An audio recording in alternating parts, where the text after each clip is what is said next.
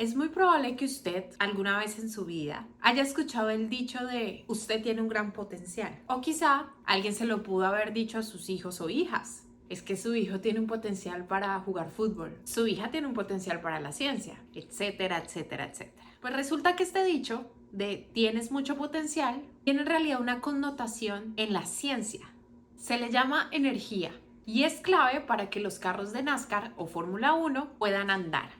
El día de hoy, precisamente en STEAM Vibes, te enseñaremos sobre la energía potencial, cuáles son sus clases y por qué es tan importante en NASCAR y Fórmula 1. Mi nombre es Andrea Lopera.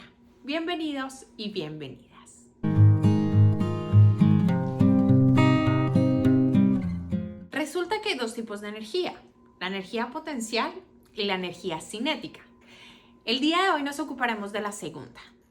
Cuando a uno le dicen que uno tiene potencial para hacer algo, en realidad lo que están diciendo es que usted tiene la capacidad de hacer algo que en realidad aún no ha hecho. Y eso precisamente es la energía potencial, una energía que está almacenada, pero que no se ha usado aún. Ahora, la energía potencial de un objeto se mide por su capacidad de ejercer una determinada fuerza durante cierta distancia.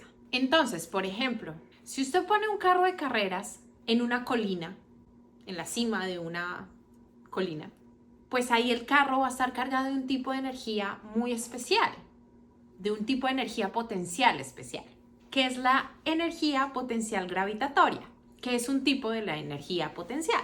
¿Cuál es esta energía? Pues precisamente la que hace que el coche de carrera se mantenga sobre el suelo, la que la empuja hacia abajo. Pero ahora, para determinar este tipo de energía gravitatoria, hay específicamente tres factores que contribuyen: la gravedad, la altura y la masa. ¿Qué es lo que pasa?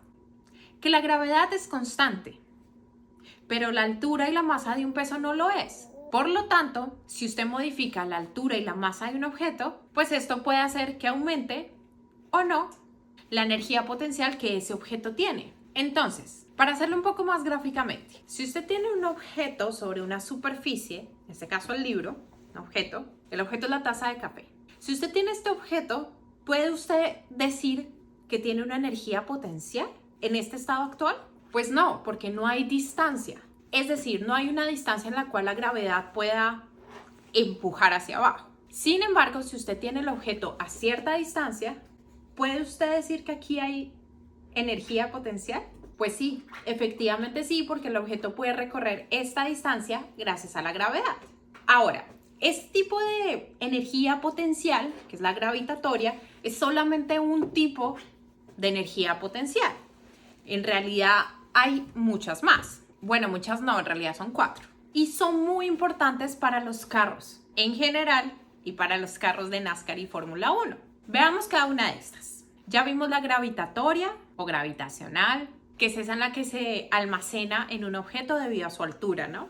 La distancia. El siguiente tipo de energía potencial es la química, es decir, la energía se almacena debido a los químicos. Hay otro tipo de energía potencial que es la elástica, que es la que se almacena en un objeto que se puede expandir y contraer, como un caucho. Y finalmente tenemos la energía potencial eléctrica, que es la que se almacena pues como electricidad. ¿Qué es lo que pasa en los carros de Fórmula 1 o de NASCAR o los carros en general? Pues que hay un conductor que enciende el carro, que arranca el carro. Y ahí ya está utilizando energía potencial eléctrica. ¿Por qué? Pues porque cuando va a arrancar el carro, la batería libera electricidad. Y eso es lo que va a alimentar pues las piezas de todo el carro. Ahora, ¿qué pasa con la gasolina? Que como sabemos también es fundamental para que estos carros de carreras puedan andar. Pues que la gasolina que les echan es energía potencial química. Es un químico que le están dando. ¿Por qué?